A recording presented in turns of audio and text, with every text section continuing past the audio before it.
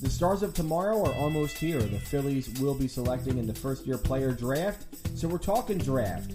It's next Monday, but we're going to talk with Jeff Israel of PhilliesMinorThoughts.com. We're also going to talk about the best and worst value in Phillies draft pick history, at least in the last 25 years.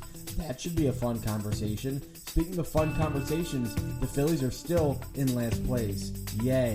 Phillies Nation Podcast. Let's go.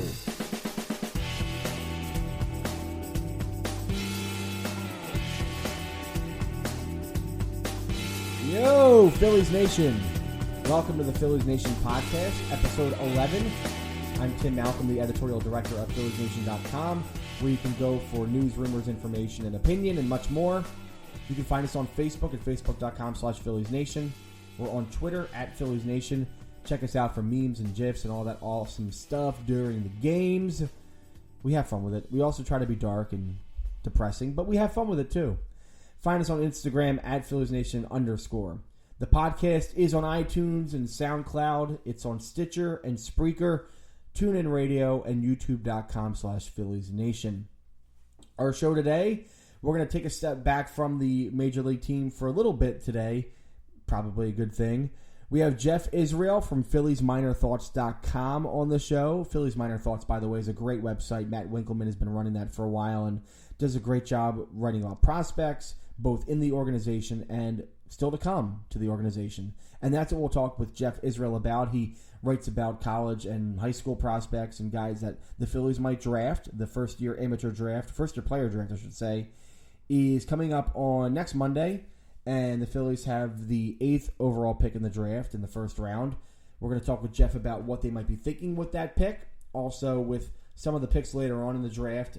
They will be picking in the second round, third round, etc., etc. And if there's a general strategy for the Phillies in the draft this year. And it's an interesting thing to talk about because you never know with these draft picks, you know, if any of them are going to be able to make a really quick ascension to the big leagues in a couple of years. And otherwise, it's just fun to talk about young kids who could be potential stars in the major leagues. Maybe the Phillies can snag one this year.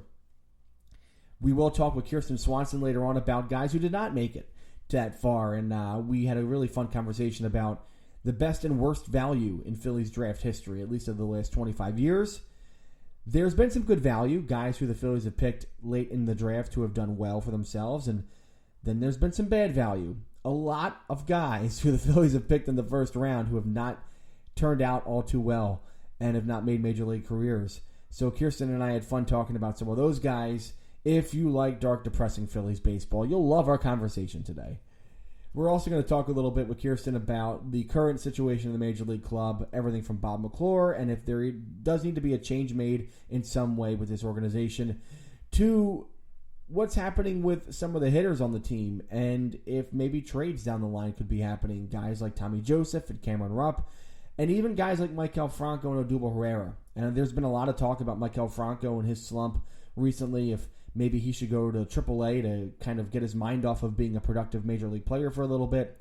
Corey Sharp of PhilliesNation.com actually wrote about that this past week. And I think it's a good thing to entertain. It doesn't necessarily mean that Franco is a Dom Brown kind of player and he's never going to become a good major league player ever again or that kind of thing. Sometimes a guy who makes his way up to the majors really quickly needs a moment to kind of get himself back straight and figure himself out. And one of the problems that Franco seems to have is with his mindset. He was the first young kid to come up in 2015, and he produced really well in that early going. I think some fans and a lot of people in the organization felt that he was the guy that we were going to hang our hat on and hope that he was going to lead this team into the next era. Maybe he's not built for that. Maybe he's not built to be the guy in the middle. That's okay. He might be a great role player. So maybe a demotion to AAA could kind of get his head straight, and he could play around guys like J.P. Crawford and Nick Williams and Roman Quinn and Dylan Cousins and Rhys Hoskins and so on and so forth, and figure out that, I'm part of the bigger thing here. It's not just me trying to do all the heavy lifting. That might be the thing that ails him. But we'll talk with Kirsten in a little bit about that. Also Odubel Herrera and why we should not be trying to send him out of town and why Odubel is great and fun and awesome. And they did prove that this past weekend. They had a terrible week before that. They played really bad against Miami and didn't look like they want to be on the field at all. But they came back against the Giants and offensively at least played very well. winning 2 games on Saturday and Sunday. Yes, they got shut out and blown out on Friday, but they came back over the last part of the weekend and played well. Ben Lively, I have a little theory that if players don't have a lot of time with the pitching coach and the catcher in the Major League Club, they might actually pitch well. That's kind of a joke, kind of not. But Ben Lively pitched well on Saturday, gave up just a run in 7 innings. He didn't strike out anybody, which is a little bit interesting to look at. But first start, very good. Good job, Ben Lively. Welcome to the big leagues, and hopefully he'll stay up for a little bit. And then Sunday, of course, the Phillies tried as they might to keep the Giants from losing this game. They did, at the end of the day, have the Giants lose the game because the Phillies won with a bunch of offense. Franco hit a home run. Herrera hit a home run. Galvis hit 2.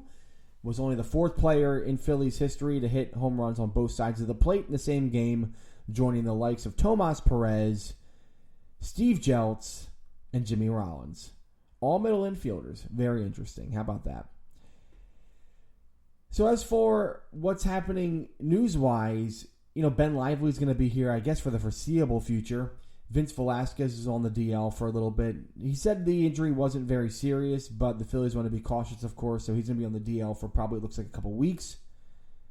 Nick Pivetta is up now. He will be in the rotation. So it looks as if right now, and Zach Eflin, of course, got sent down after his bad start on Saturday, and I believe that Lehigh Valley put him on the DL because he's been hurting too. So now the rotation in Philadelphia looks like it'll be Aaron Nola, Jared Eichhoff, Jeremy Hellickson, Nick Pivetta, and Ben Lively. So that's now take, 7 of this rotation? And we're just going to see how it works. Hopefully Lively is the key player here that, can have a couple good starts in the beginning of his career, and maybe there's something there with him. Lively doesn't have necessarily overpowering stuff. He can pitch to contact and do it well. He gets some good defense behind him, and he can go deep into games. So hopefully that's the book on him, and the Phillies can kind of ride that out a little bit. The offense looks like it's getting going now. Herrera, again, as I said, playing well. Stop trying to run him out of town. People kind of forget that his defense is really good, and it's been much more improved since he came into the league in 2015. I think that's really a great thing to look at because defense, while it might not be half the game because guys don't get as many touches during the course of a game, it does mean a lot. And his defense has been really good, and he's one of the better outfielders in baseball with the glove, and that with his offense, which is probably going to improve, and he will, get out of this slump, I think. He's a better hitter than that. He's a good player, and that's all we need to say. I mean, he's not worth trying to dangle out there for a trade. I don't think he's worth trying to run out of town. I think fans who are trying to get him out of here are really not thinking straight about why he's valuable. He's a really valuable player, and he's fun to watch, too. And the bat flipping is awesome. There was more stuff about his bat flipping this week at CSNPhilly.com. Jim Salisbury was talking to Odubel, who said that he's going to keep doing it, and he loves doing it, and why not? He should. It makes it fun to watch him play. It makes the Phillies fun to watch. So have fun, because this team needs more fun right now. They've been really, I guess, boring to watch, at times tedious to watch, and at times really grating to watch. They need some fun. They need some youth. They need an injection of energy, and Odubel definitely brings that. Maybe over the next couple of weeks we'll see a couple minor leaguers come up and finally make themselves known in the major leagues, whether it's Roman Quinn or Rhys Hoskins. But there are some things that they're going to have to do first to ensure that those guys get playing time. So why don't we bring in Kirsten Swanson to talk a little bit about that.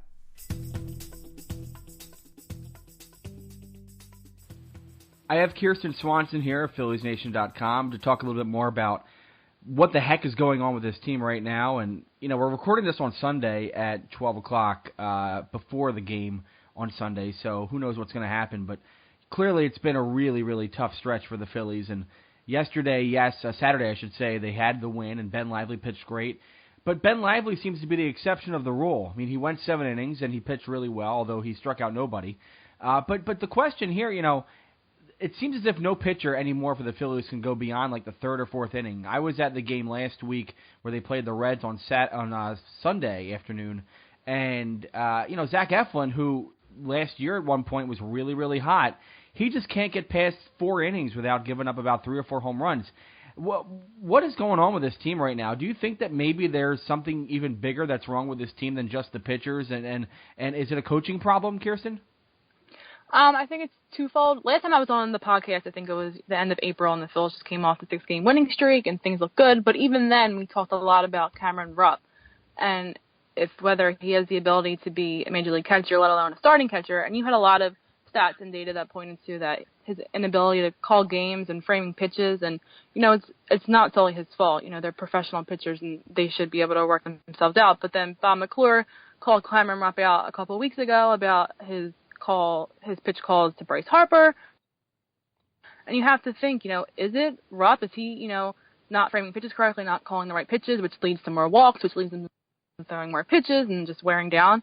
I mean, Vince Velasquez always had trouble with pitch count and command, so you can kind of, maybe he has to fight his own battles. But Aaron Nola was hurt. But Jared Eichhoff, complete 180 from his first season and a half to not be able to get past really the fourth inning without walking five batters that he did Friday night. It's just really out of character for them. Yeah, it's weird because last year the Phillies, especially early in the season, had this wonderful starting pitching where they were going deep into games. They were striking out tons of hitters. The Phillies actually had the best strikeout per nine ratio all time in April of 2016 for the month of April. And now it's like they can't buy a bucket, to use an old phrase.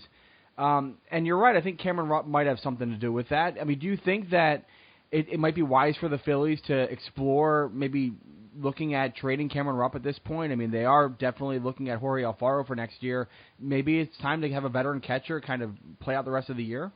I think so. And I think I saw somebody wrote it on the site this week, or maybe it was Twitter, but, that was probably one of their biggest mistakes this offseason is to not either re-signing A.J. Ellis or getting another veteran catcher with all these young pitchers. It was really, really a gamble relying on Cameron Rupp and Andrew Knapp to fill the gap this year, especially because it's not fair to the young pitchers to have to grow with somebody behind the plate. I think veteran presence would help now. So if anybody would take Cameron Rupp, I think Contact should explore that option.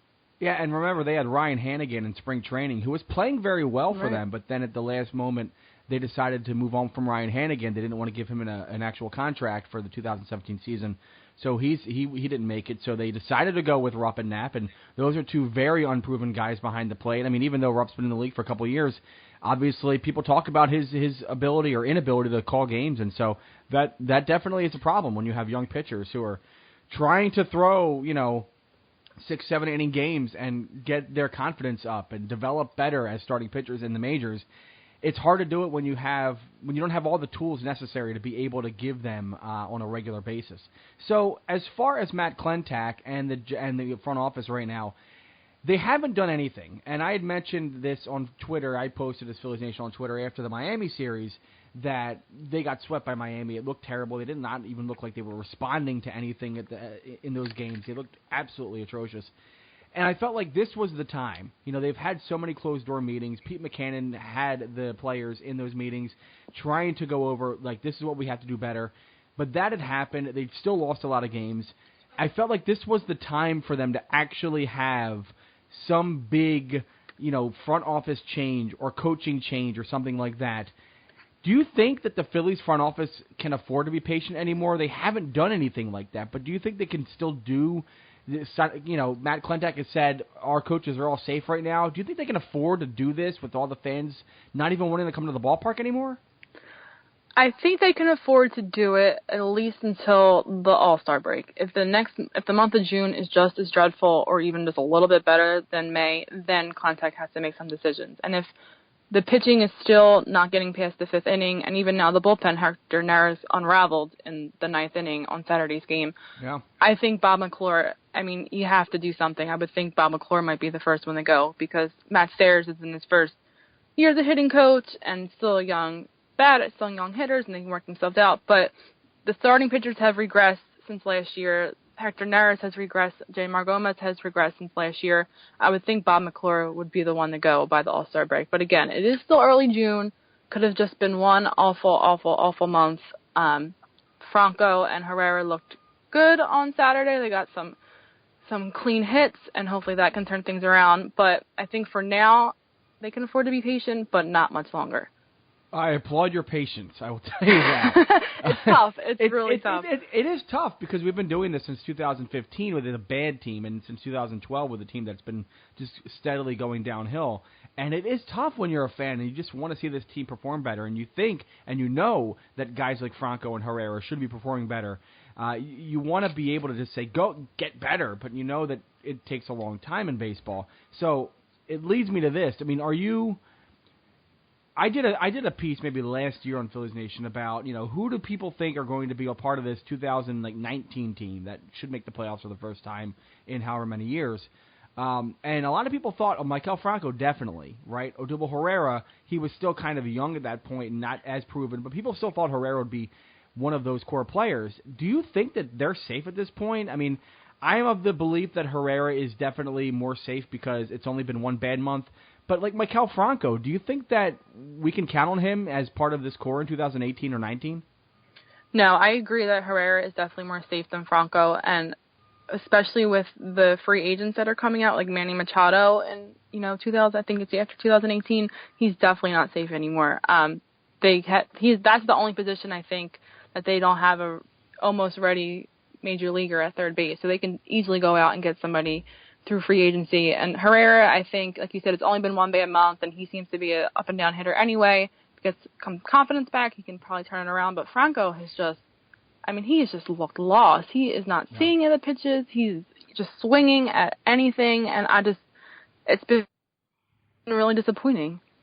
Yeah, and at some point, I think you have to look at the guy as a whole and his ability to bounce back from slumps. Right.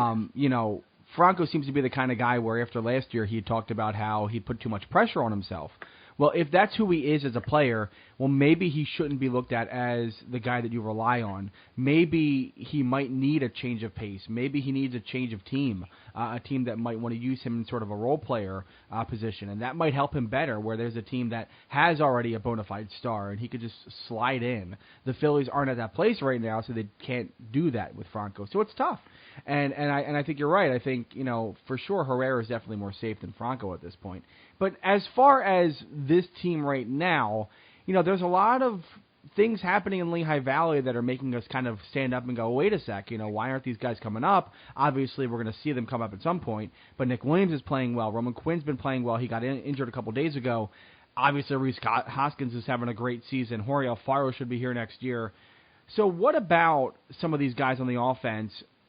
Is this the time where we should look at Cameron Rupp? We had talked about him, obviously, maybe being traded, but Tommy Joseph or even Franco or maybe someone in the outfield, is Odubel safe from a trade at this point? I still think Odubel is safe. In terms of Tommy Joseph, he wasn't originally part of the long-term plans. He has been a surprise the last season and a half. So I think if a team is willing to give you back some pieces that can help you in the future, whether it's some, low-level starting pitchers or anything, I think Clantech has to explore it, especially with Rhys Hoskins trailing right behind him. Rhys Hoskins was part of they drafted him, they acquired him, and he was part of the plan. Tommy Joseph not so much, so you can definitely afford to take some calls and try to move him around. Yeah, and I mean, really at this point, I think it's, you have a lot of assets at a high level at a position that teams are going to, when teams contend, they look at first base as typically a position where they need to bulk up and get someone who can knock the ball out of the park a little bit and be an offensive stalwart. Tommy Joseph he's not the best first baseman offensively, but he can help a team that is kind of in that middle ground. And I think if the Phillies want to be aggressive with it, they should look at shopping him. I mean, Hoskins may not be ready he might struggle in the first couple months that he's in the majors. But someone had said on Twitter, and I think a lot of people are saying this right now, like, let some of the prospects struggle together. And I'd be okay with that if we get to maybe August, September, and this team is really, really bad. Bring up Hoskins, bring up Williams, bring up Quinn, bring up, maybe one other guy, and let them all struggle together and develop as a team, maybe Crawford. And there you go. Like, that might actually bring something in 2018. But when you're at this position where Tommy Joseph is definitely the best hitter on the team along with Aaron Altair, maybe it's time. I mean, Altair too. Maybe it's time that these guys get dangled out there. And I don't know if they're going to get a lot in the market, but maybe, get them while they're hot. They might regress soon, so get them while they're hot, right? I completely agree, especially with Tommy Joseph. He's he's not going to be part of the future. If Rhys Hoskins continues the year that he's having, he's going to be the starting first baseman next year. So why not try to get something for him? I mean, it seems rather silly to let him just sit out there and then, be a backup first baseman or come off the bench next year. It just seems rather silly. Right. Well, whatever happens, we're going to have to kind of bear with it over the next couple of months, and it might be really terrible, but Kirsten, I applaud your patience, and I applaud the fact that you keep watching these games and writing about them for us. we have to figure out a way to give you more sort of swag or something this year, because you guys are really it's really tough. But you guys, I appreciate what you guys are doing.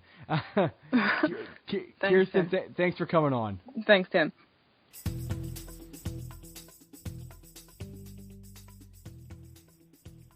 Take your eyes away from what's happening in Philadelphia right now, because coming up, in fact, on Monday, is the first-year player draft, the Major League Baseball first-year player draft. It's a big event. There are many, many, many players, college and high school, getting ready to be selected by a Major League Baseball team to be put in their organization. And we wanted to talk about what the Phillies are going to do, or maybe what they hope to do or plan to do, or what some of the players that we might be want to talk about, interested in for the draft. We want to talk about that here. So I have Jeff Israel here. He is a writer for PhilliesMinorThoughts.com. It's a great website about prospects. You should go check it out. Jeff, welcome to the Phillies Nation podcast. Thanks for having me, Tim.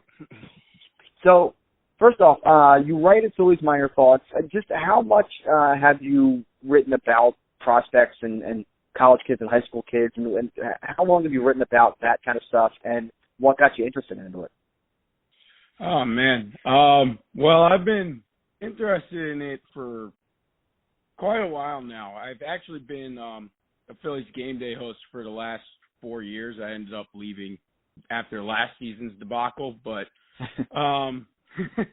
so, I kept but I left because I wanted to be a talent evaluator at some point, because I really loved just really getting into it and analyzing all these young players. And, I didn't really have a platform, and Matt Winkleman, who runs the site, he contacted me after, one of my excursions to Lakewood, where I was going on a Twitter frenzy, shooting video out of Sixto Sanchez and Nick Fanti and Adonis Medina all over the place that weekend. So that's how that came about. And, I basically was just going around every website, and I was just realizing, there's not many blogs that will really get into detail about as many prospects as possible. And so I came to me a few weeks ago, why don't I just start what I would call the draft files and just start talking about these guys as a little bit more.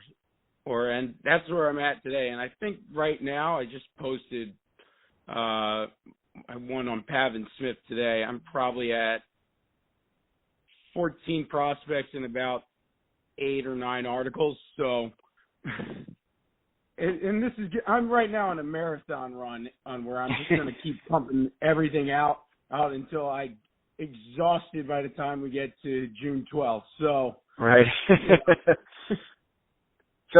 But it's a fun thing to do. It definitely keeps my attention off the Phillies for a while. Which is, we need that right now. But it's definitely a great distraction for me. I've barely even been watching because I've been so focused on this for so long now. Yeah, and this is the time when people really focus in on what's happening down in high school and college. I mean, we really start to ramp it up at the beginning of June once we know draft season is upon us. And so it's a busy time, and there's tons of mock drafts out right now, and I'm sure you have your own sort of big board and the mock draft and all that kind of stuff. We'll get into that. But first, this year's draft, just talking about the big names at the top of it, I've seen a lot of Hunter Green. I mean, he was the guy who was on Sports Illustrated's cover, and everybody's talking about him. What kind of draft are you seeing in 2017 as opposed to maybe last year's draft with McMoniak going first? Is this the kind of draft where you see that kind of stud franchise-altering player being taken 1-1, or is it kind of all over the place? What's the general consensus with who's out there at the beginning of this draft? I think that the talent is maybe slightly better than it was last year. I would say that the college bats are pretty weak in this year's class, and that hurts it a little bit. It's basically mostly, there's a lot more high school arms and bats in this class than there were last year, and I would say that it's a little better than last year. I would definitely say there's a more clear-cut top-end prospect this year, and that would be Hunter Green. But Brendan McKay is also another quality player that I really like, along with Mackenzie Gore and Royce Lewis. People are trying to vault Kyle Wright lately from Vanderbilt up to the top of the draft. In fact, there have been a lot more connections with him and the Twins lately, which I'm assuming would be more of an underslot deal and also a high upside / safe projection, so to speak. Okay. Because he definitely has some sort of floor to be a back-end starter, but he definitely has a ceiling of an 8, of a number 2. But Hunter Green is clearly head and shoulders the best prospect in this draft, in my opinion. And okay. Blazing fastball could touch 100 pretty easily, 102 tops, ups, and a devastating slider. And it is funny, he shut himself down about a month ago because he was getting prepared for the draft. So he didn't actually finish out the season so he could prevent an injury. And he's also very particular about his routine. And so he's already talking with the top 3 teams in his draft about what kind of routine he will get into when they get into their organization. It's just to make sure that they won't change it. But yeah, I would say I'd probably like the top of this draft, the top 5, a little bit more than last year's, but overall it's maybe only marginally better than last year's draft as a talent class, as I would say. Okay. Now, the Twins had the first pick in the draft, and I should ask you, actually, because we have a lot of listeners who might not know what the draft kind of entails. There's a lot more complications that go into the first-year player draft than, say, the NBA draft or the NFL draft. When you say underslot, that Kyle Wright could go first for the Twins with underslot, talk about that a little bit and why a team might actually go quote-unquote underslot and how that works and sort of what a strategy might entail from that.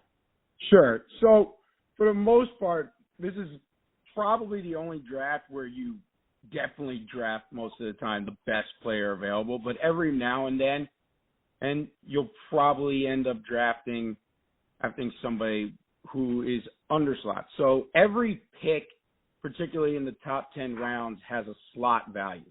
So the number 1 pick this year is about $7.7 million, and the Twins have a draft pool, which is based on the first 10 rounds, of about $14 million.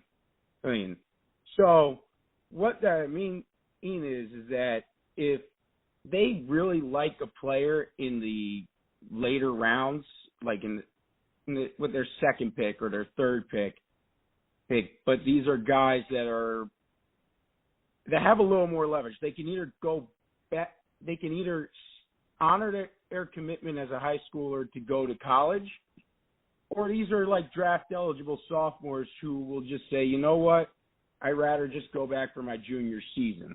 Mm-hmm. So, last year, the Phillies decided, all right, we're not going to go after this talent and try and get even more talent by drafting a very good player in Mickey Moniak, but they actually ended up signing him for about $2 or $3, I believe it was $3 million less than what the slot was last year. So that allowed them to get guys like Kevin Gowdy in the second round and Cole Staub in the third round and JoJo Romero and Cole Irvin in the fourth and fifth round. So it's basically almost like it is basically Moneyball in the draft still. it used to be like they could sign these ridiculous bonuses, but the cap makes it more interesting because it actually gives the high school player a little more leverage to, let's say, all right, I could probably go to college and maybe be a first-round pick in the future and make more money because of my strong commitment. Mm-hmm. So what do you think the Phillies are going to do? Just kind of switching it to them. What do you think the Phillies might do? They have the 8th pick in the first round. There's a lot of names that are out there that have been associated with the Phillies in mock drafts, but what's your sense of where they might lean here to start? You know, it's kind of funny. I thought about this a bit today before I came on. I almost equated to the Sixers in a way because and the Eagles this year, because it was basically like they're in a position where a lot of the talent is almost in the same level of draft, in the same level of class. And they really could almost do no wrong here. Mm-hmm. Maybe they could overreach for somebody in particular. But again, in the MLB draft, you play a Moneyball game because there are 40 rounds in the draft, and you try to get somebody in the second, third, or fourth round that maybe you couldn't get, unless you had more money on your pocket. So,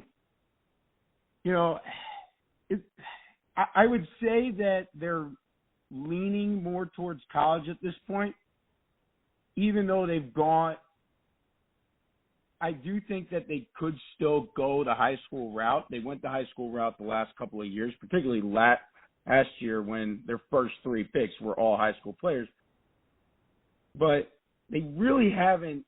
But a lot of those picks were safe. They haven't gone with their top pick, a toolsy player, more like a high-risk, high-reward player since maybe the golden days. Larry Green. Between 08 and 2011. Between 08 and 2011, it was, Anthony Hewitt, Zach Collier, Kelly Dugan, and Larry Green, and Jesse Biddle. These are all kind of high-upside plays that nobody else really maybe would have partaken in. But the Phillies went for that. And I guess those years made them more gun-shy. So they started going for this. So after they lucked into J.P. Crawford, who probably should have went earlier than he should have, the last 3 years have basically been the safe play. Hey, with Aaron Nola and Matt Emhoff, were safe plays in 2014. Cornelius Randolph, because of his advanced approach going into the draft, and then Scott Kingery, those are both safe plays. And then last year, Moniak and Gowdy were also safe plays because of Moniak's bat and Gowdy's pitchability really coming out of high school. So my guess is they would go college because they would probably want a more advanced bat, but they would also want to, let's say, play it safe, but they probably continue to go to the safe route. But I don't think they should ignore that or the high school picks in this draft because there are some interesting names who have very high upsides that are probably right within their range based on, what people are talking about these kids, is that I wouldn't really ignore it. Nick, you mentioned Pavin Smith earlier, and that's the name that I've seen most associated with the Phillies. And as you said, played safe, college bat, and he hits all those check marks. Tell me a little bit about Pavin Smith. I mean, he's a first baseman, which to me is like, do we need a first baseman right now at the upper levels, But tell me about him a little bit. Redundant, yeah. He is a very good bat, and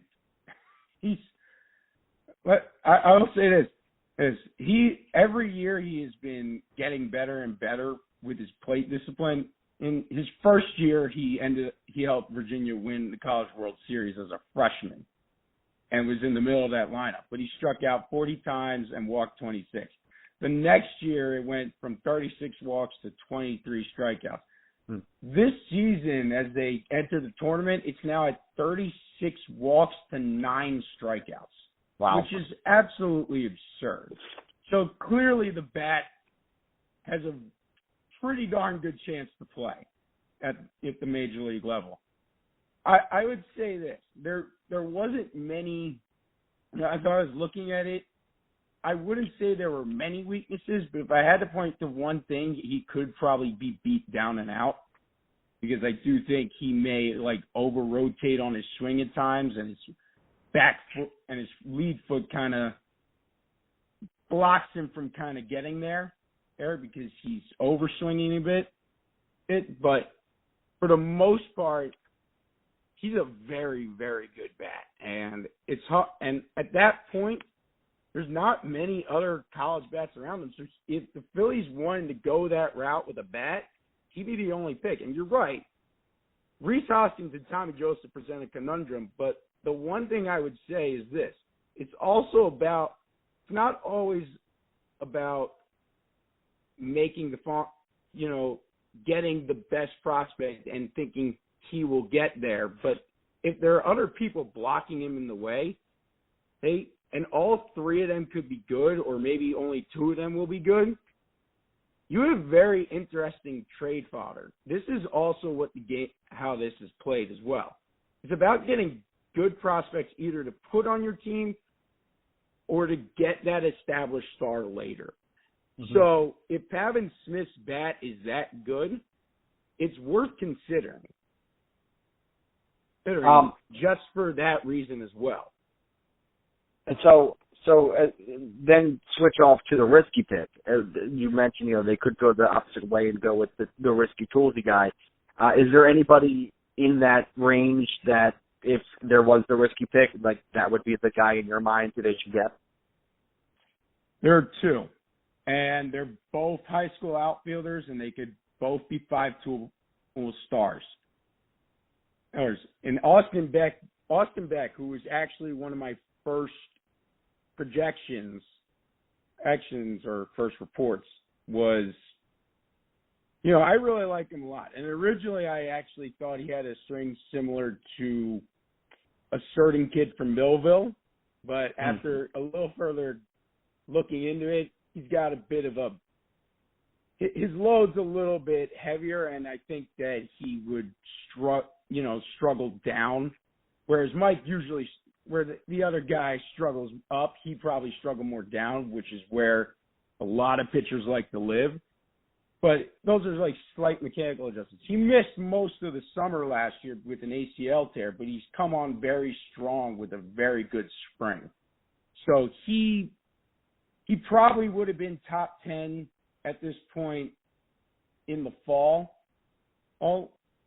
But he ended up lower, and now he's risen like helium again. So he would be an interesting pick to me. The other guy is Jordan Adele, and I did not like what I saw from all the in-game footage last summer of him from all the showcases, because it looked like he was going to have trouble with timing. His knees looked like they were crossed up and almost touching each other with his legs apart. And I just thought that he would really struggle as a swing and miss candidate. But he made a lot of good adjustments from every video that I've seen this year. And he's a freak. And he's 6'3", 200. And from what I've read, every time he gets off the bus, people cannot believe he is a high school kid, because he's chiseled as a rock. So, he's got plus arm, plus power, plus speed. He could do it all. The only question, just like Beck, would be the hit tool in the future. But I think he's got the determination and the character to maybe exceed that. Now, a lot of mock drafts actually have him being selected right after the Phillies, going to the Brewers at 9, which would actually make perfect sense, because that's what the Brewers like to draft. They love those toolsy outfielders. But those two guys in particular are very interesting to me, because it's mostly just maybe a couple of mechanical tweaks for them, but they could be very special players. And the last couple of years, I don't think the Phillies were in a position to draft those type of players. But with their system starting to build up, you could probably take a bigger gamble on that.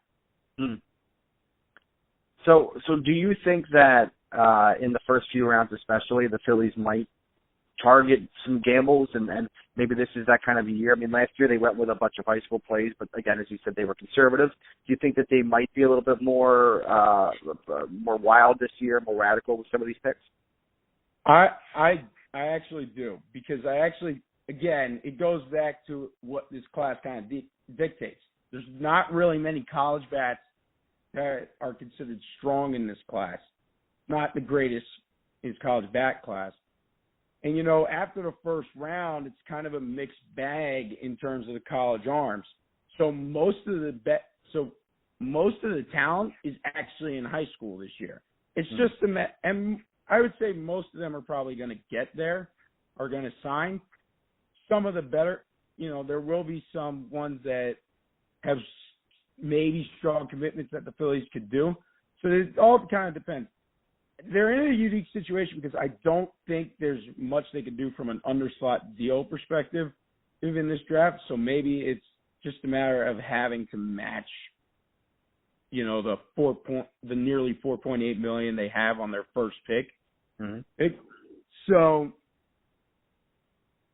this is a very strange draft. There are only really two college players that I may select at number 8 in Pavin Smith and then Alex Faedo.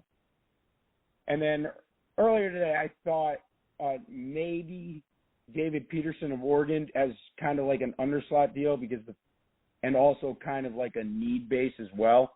Because the Phillies really lack left-handed depth in their system for pitching. Yeah.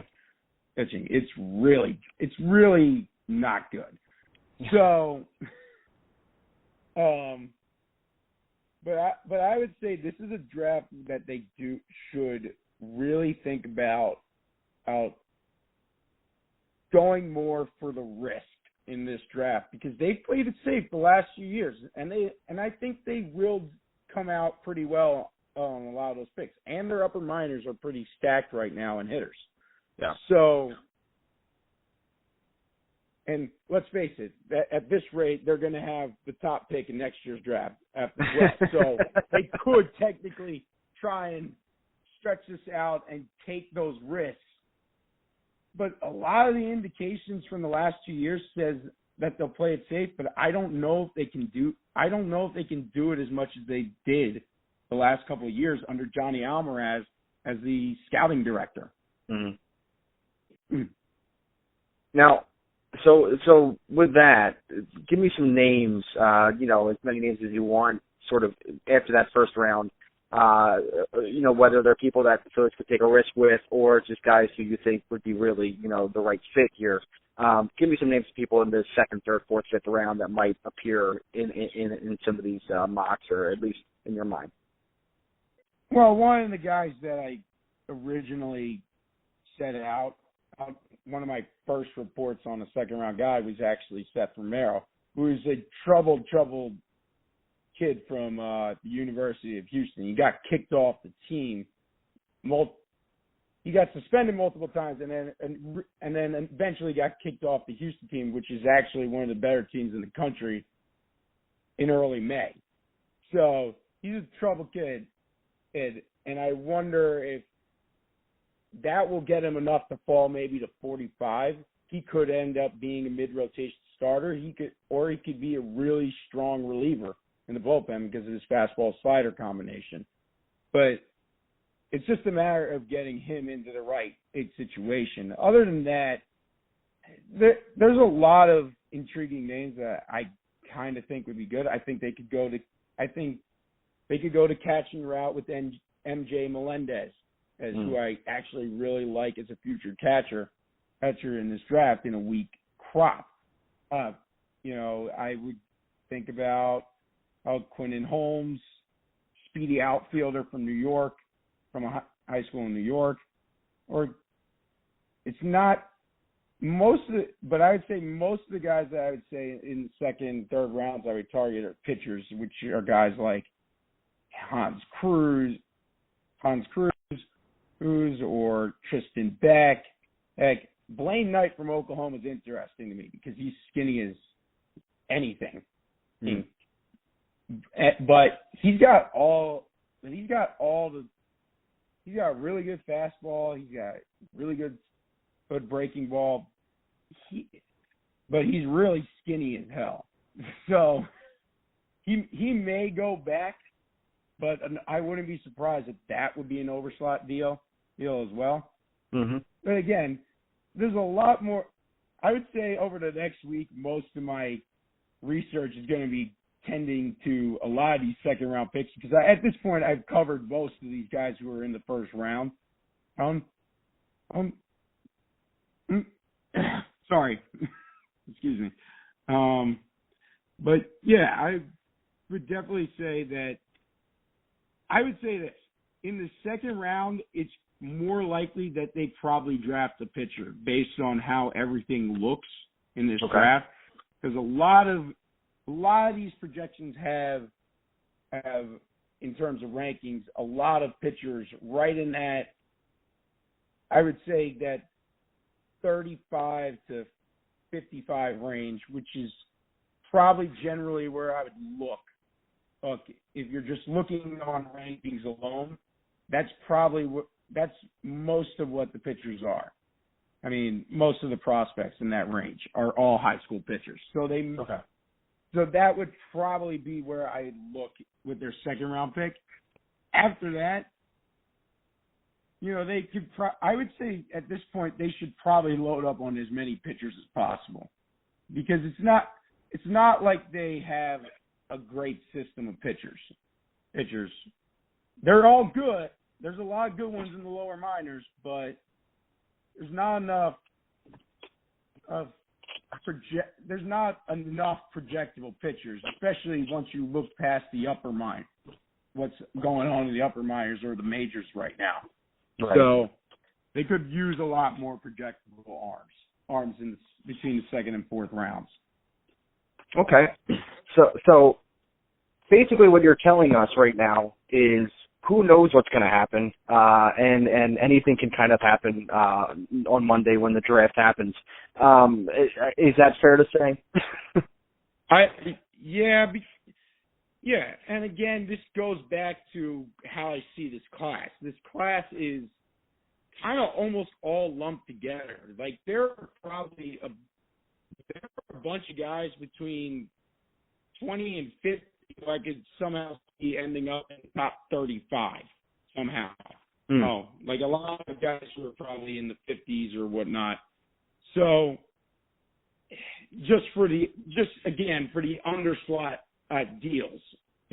But this is a draft that I think would be better for the Phillies to kind of. But again, I would say that this is a draft leaning more towards high school.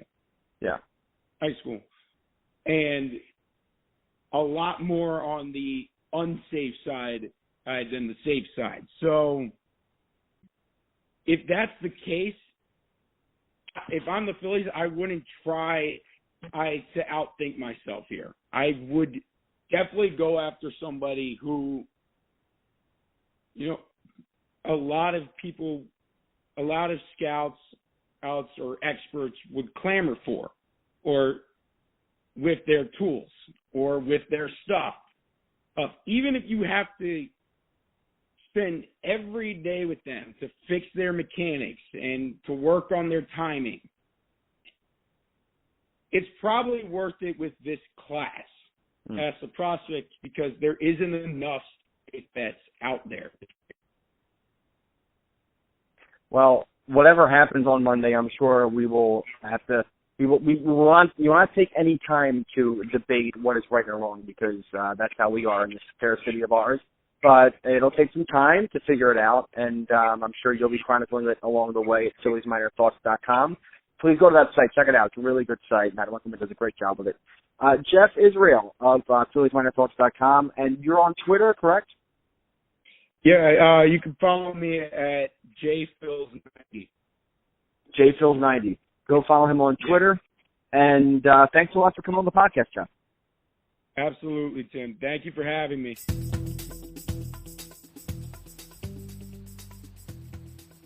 Well, let's now kind of segue from the current Phillies draft prospects and what we hope they can do in this year's first-year player draft, I should say, to some of Phillies drafts of the past, and some of the best, some of the worst. And the Phillies, I will say this right now, they've had a lot of bad drafts and a lot of bad picks.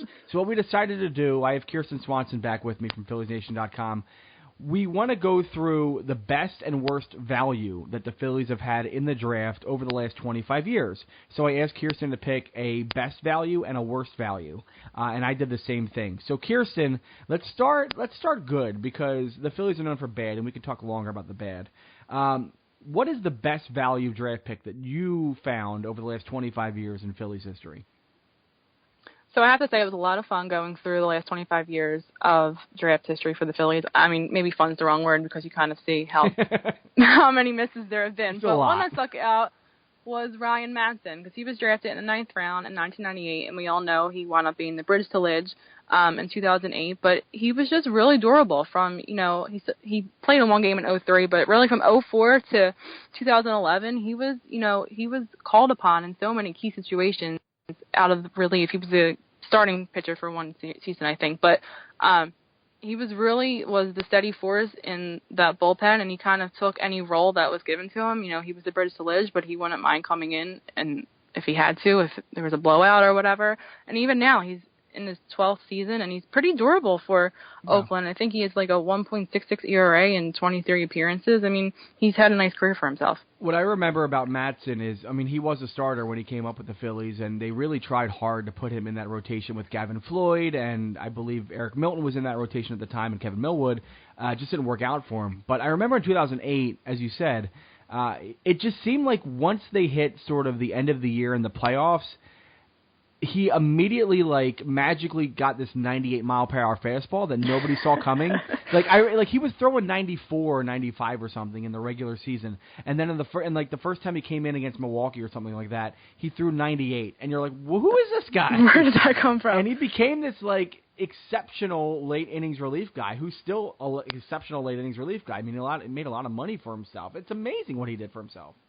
It really is. And I knew he was still playing obviously in Oakland, but I don't see Oakland a lot. So when I looked up his stats, I was really, really surprised to see that he's still pitching really well. So my best was Ken Giles. He's the best value that I found. And I know there's others around that sort of range, but he was picked in the 7th round in 2011. And Giles basically immediately was a reliever. He was drafted just as a reliever. And it's hard when you're drafted as a reliever to make it to the majors as a reliever, because a lot of relievers are failed starters along the way, that kind of thing. And relievers have a lot of high-octane stuff, and they could fall apart very quickly. But Giles just shot up the system. He was in the Gulf Coast League. Then he immediately went to Lakewood to start 2012. He got a promotion to Clearwater in the middle of 2012.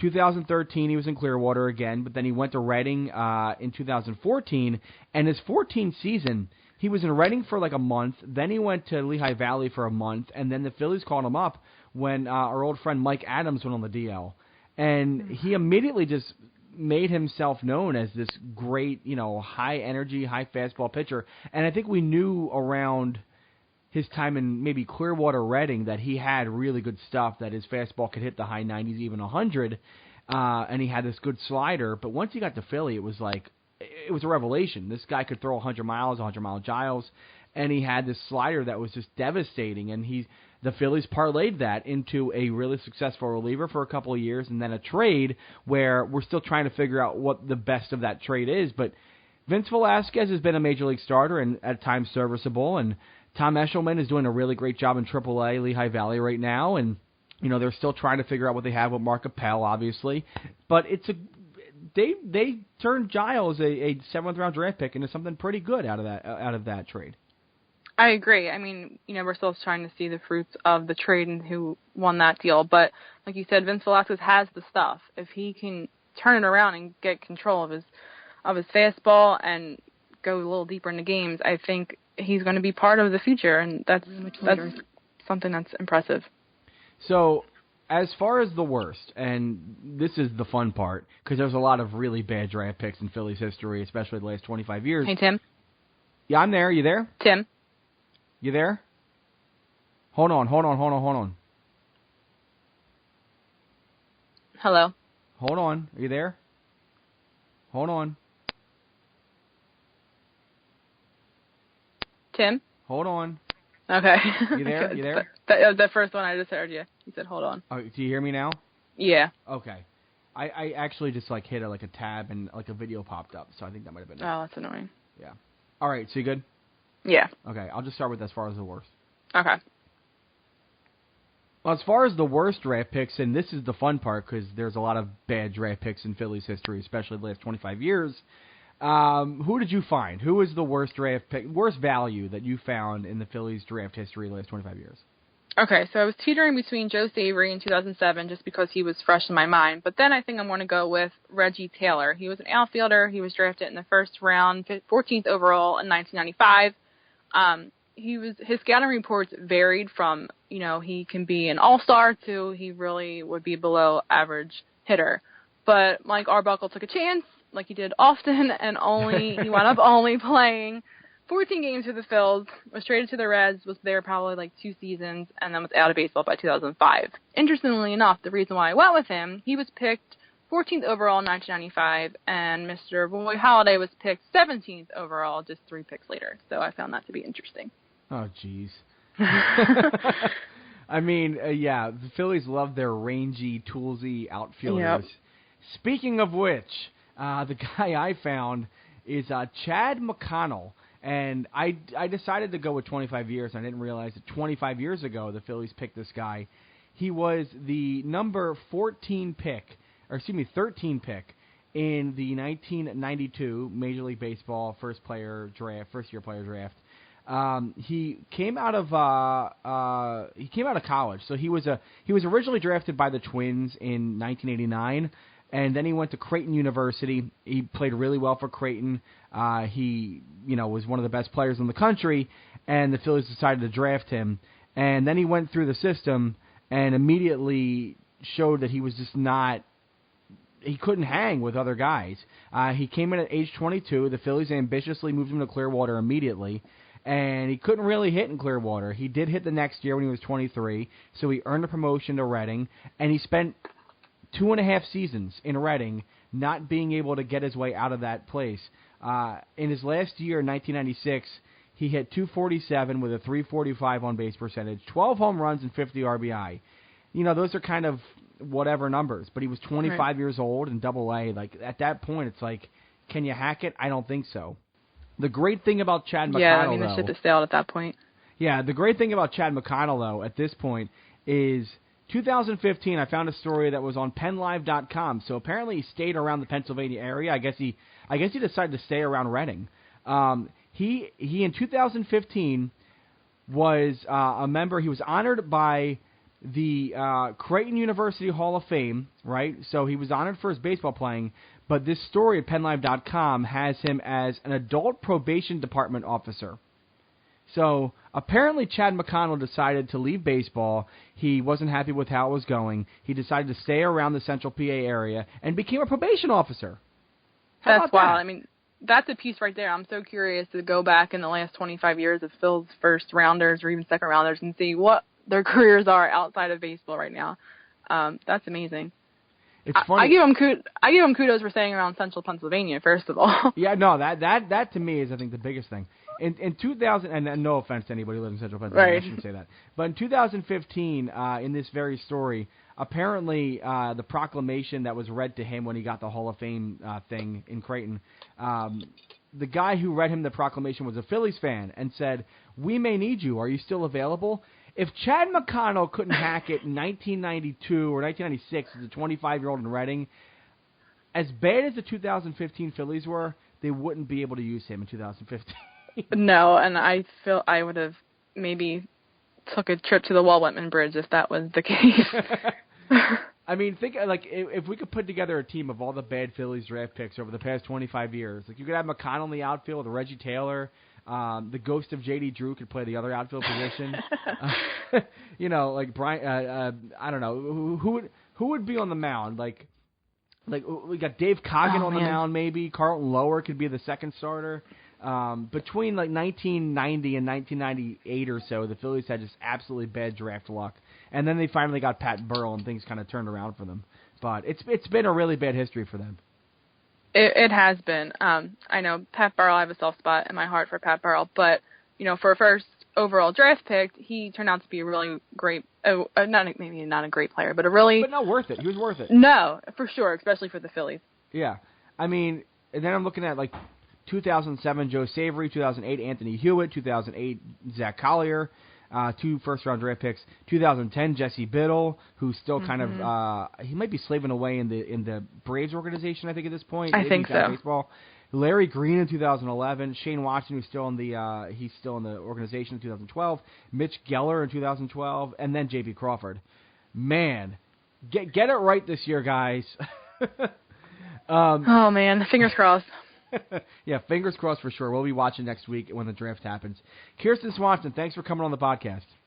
Thanks so much, Tim.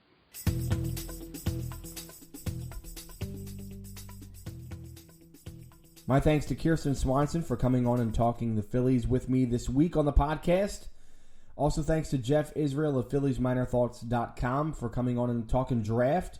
I think Jeff is right on with his assessment. This is a real opportunity for the Phillies to be aggressive and experimental in the draft this year. If there's not a lot of college bats early on, then why not maybe go after some prep players and stack the lower minors with a lot of undeveloped talent that could be developed really well in the system.